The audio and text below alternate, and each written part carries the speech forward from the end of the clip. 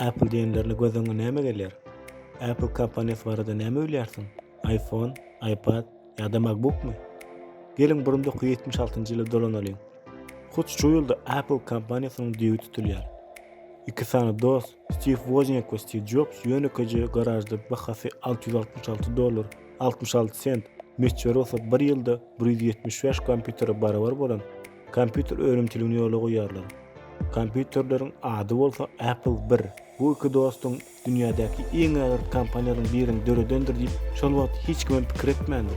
Apple kompaniýasy bütün taryhynyň dowamynda tehnologiýalary ösdüriji, kompýuter we telefon äleminde modany dörediji bolup gelýär.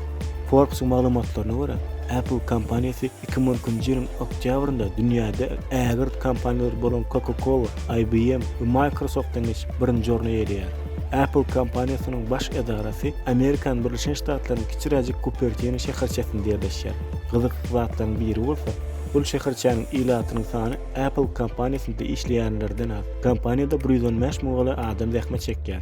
Şeýlelik bilen Apple kompaniýasynyň bu üstünlügi nämeden başladyka? Steve Wozniak aýtmagyna görä, bular ulanmagy ýöneköý bolan kompýuteri döretmegi arzu edipdirler we bu iki dost bol arzulary amala aşyrýarlar. Şol wagt tehnik daýdan Apple bir kompýuterden meňzeş bolan kompýuter bolmandyr. 1977-nji ýylda Apple 2 döredilýär. Renkli grafikali ilkinji kompýuter. Apple 2 haýran galdyryş tiýlik bilen satylýar. 20-nji asyryň 70-nji ýylynyň ahyrynda we 72-nji ýylynyň başynda Apple kompýuteriniň 5 million nüskasy satylýar. 1980-nji ýylda bir näçe sebäplere görä odiýan şowl bolmadyk Apple 3 döredilýär.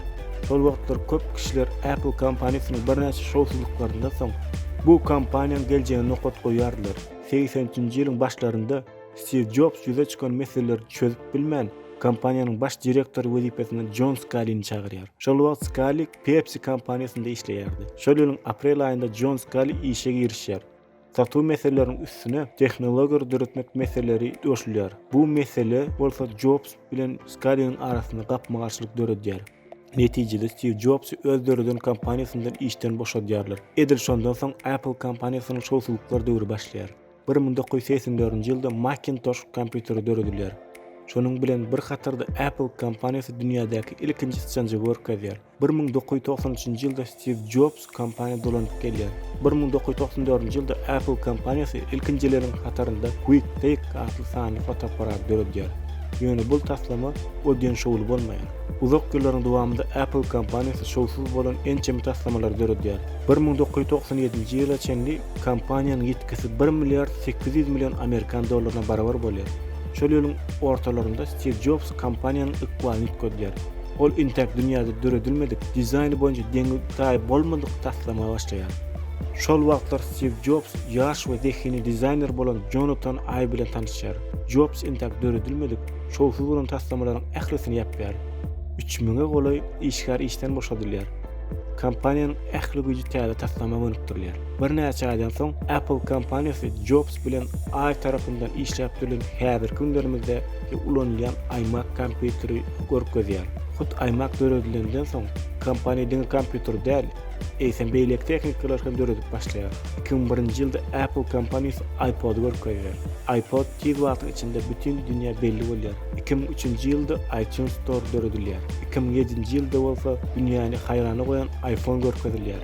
2011-nji ýylyň awgustynda Apple dünýädäki iň baý kompaniýa bolýar. 2012-nji ýylda Apple Microsoft'yň rekordundan geçip tarihte iň gymmat kompaniýa bolýar. 2012-nji ýylyň sentýabryň 25-ne kompaniýanyň aksiýalary iň ýokary derejesine $705 ýetýär. Maýa goýum bolsa $662 milliard barabar bolýar. Görüşimiz ýaly Apple ýaly ägir kompaniýanyň taryhy 2 sany oglanyň arzundan başlap gaýdýar. Dinleýäniňiz üçin sag bolun. Bu wideony tehnologiýalar bilen gyzyklanýan dostlaryň bilen paýlaş. Kanalymyza agza bol. Like goýup tesir ýazmagy unutma.